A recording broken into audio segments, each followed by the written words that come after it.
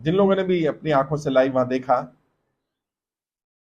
मैं सिर्फ आपको ये बता सकता हूं कि उस समय पर हम लोग भी बहुत ज्यादा खुश नहीं थे।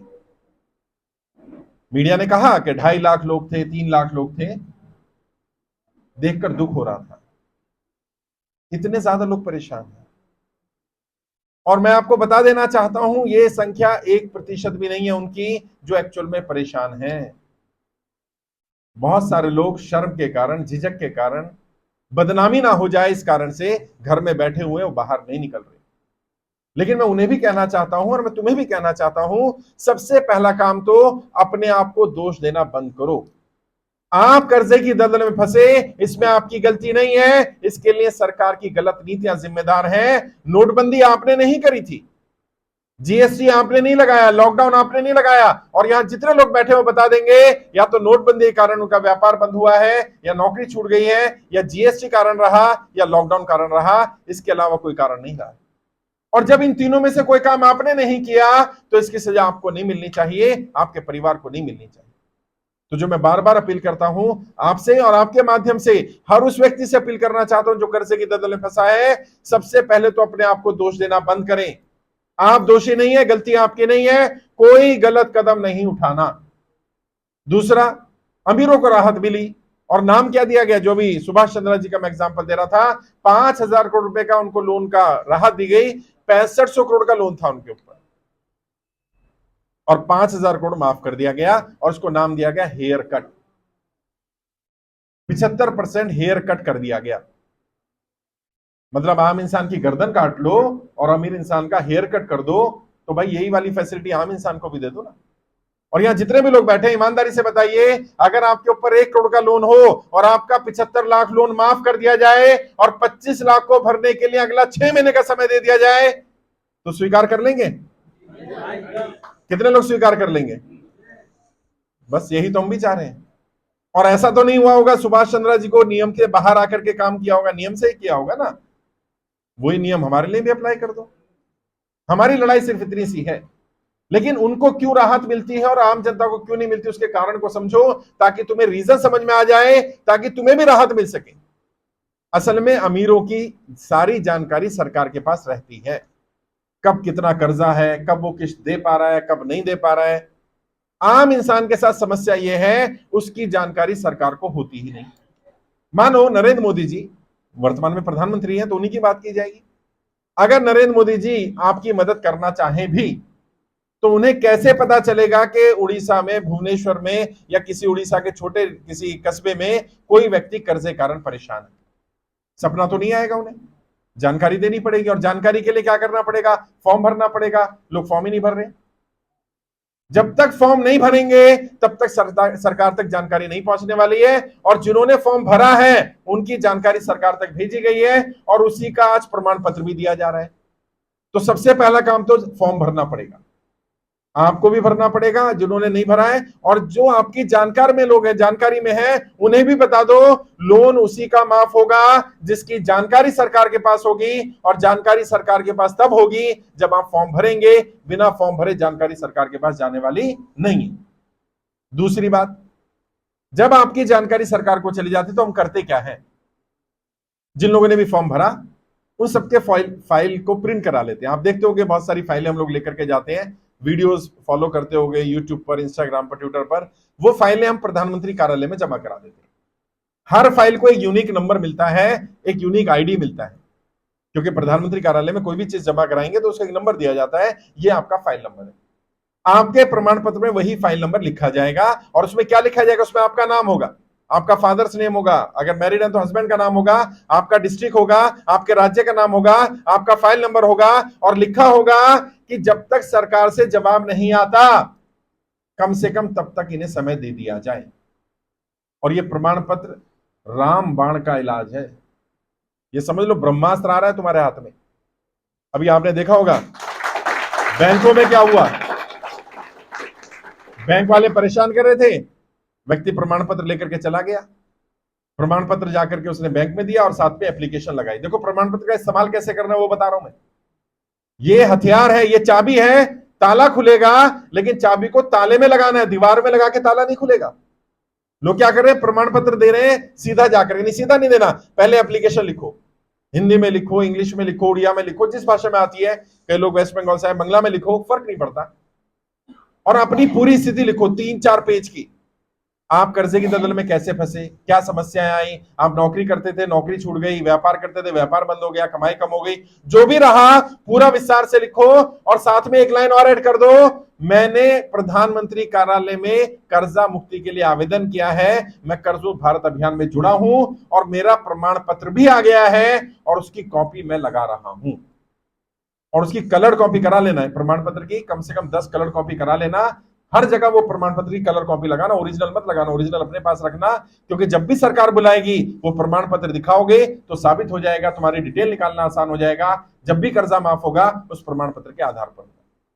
अभी क्या हुआ, महाराष्ट्र में कोर्ट में ले गया, कोर्ट में केस चल रहा था, व्यक्ति प्रमाण पत्र ले गया, जज साहब से रिक्वेस्ट करनी शुरू की उसने, जज ने उसके वकील से पूछा, भाई आप क्या चाहते हो, कहते हैं हम सब चाहते हैं बैंक से, हमने प्रमाण पत्र भी आ गया है, हमने प्रधानमंत्री कार्यालय में आवेदन भी किया हुआ है, जब तक वहां से जवाब नहीं आता तब तक तो समय दे दो। बैंक के वकील से पूछा जज साहब ने, भाई क्या समय दिया जा सकता है, 6 महीने का समय दे दो, 6 महीने बैंक बंद तो नहीं हो जाएगी, कहते नहीं बंद तो नहीं होगी बैंक, कह रहे तो फिर 6 महीने का समय देने में क्या समस्या आ रही है, अगर मान लो आपने इसका घर ऑक्शन कर दिया और 6 महीने बाद प्रधानमंत्री कार्यालय से जवाब आ गया कि हाँ इसका लोन माफ हो जाएगा, तो घर वापस दिलाओगे क्या, कह रहे नहीं वापस तो नहीं दिला सकते, कह रहे तो ऑक्शन रोको, ऑक्शन रुकवाई गई। कई जगह पर क्या हुआ, साहूकार लोग परेशान करे, करना मत ये जो मैं तरीका बता रहा हूं, पता चला साहूकार को धमकी देनी शुरू कर दो, लेकिन साहूकार परेशान कर रहा था कर्नाटका में। अब साहूकार तो क्या करते हैं, 10%, 12%, 15% का ब्याज लेते हैं, वो ले रहा था 7% का ब्याज, जाकर के प्रमाण पत्र दिखाया उसको, और प्रमाण पत्र के साथ एक पत्र लिखा कि आप अपनी जानकारी दे दीजिए, आपका नाम, आपके पिताजी का नाम, आपने मुझे कितना पैसा दिया है, किस ब्याज पर दिया है, मैंने कितना पैसा अभी तक जमा करा दिया, कितना बाकी रह गया है, मुझे ये जानकारी प्रधानमंत्री कार्यालय में भेजनी है, क्योंकि मैंने आपसे पैसा लिया है और मैंने प्रधानमंत्री कार्यालय में कर्जा मुक्ति के लिए आवेदन किया है। साहूकार तो हाथ पैर जोड़ने लगा, भाई तूने मेरी कंप्लेंट क्यों कर दी, कहते नहीं मैंने कंप्लेंट नहीं करी है, मैंने तो अपना कर्जा माफी के लिए आवेदन किया है। कह रहे अगर तूने आवेदन किया है और कल सरकार जब इंक्वायरी कराएगी तो सरकार को पता चल जाएगा कि मेरे पास तो लाइसेंस भी नहीं है और मैं 7% का ब्याज ले रहा हूं, जबकि आरबीआई कहता है 2% से ज्यादा का मासिक ब्याज नहीं लिया जा सकता। कहते भाई तू देना है तो दे दे, ब्याज देना ब्याज दे दे, मूल देना दे दे, नहीं देना मत दे, मेरी शिकायत मत करियो कहीं पर। साहूकार भी डर रहे हैं, क्योंकि साहूकार को समझ में आ रहा है उसने बहुत ज्यादा पैसा कमाया है, गलत तरीके से कमाया। डराना नहीं तुम्हें, तुम्हारा पर्पस प्रमाण पत्र का मतलब ये नहीं कि प्रमाण पत्र लेकर सीधा साहूकार को डराने चले जाओ, लेकिन अगर कोई आपको डराने आ जाए तो कम से कम बोल सको उसको। अभी एक व्यक्ति प्रमाण पत्र लेके सीधा थाने चला गया, यहां से प्रमाण पत्र इश्यू करवाया, सीधा पुलिस स्टेशन चला गया। हमने उससे पूछा भाई क्या हो गया था, कह रहे मेरे को गाली गलौज करते थे, बदतमीजी करते थे, मेरी बहन बेटियों के साथ बदतमीजी करते थे, वो कहते थे हम उठा लेंगे, ये करेंगे वो करेंगे। मैं पुलिस स्टेशन चला गया क्योंकि आज से पहले मेरे पास कोई प्रमाण था ही नहीं, मैं क्या करने जाता पुलिस स्टेशन, और पुलिस वाले तो मिले रहते हैं।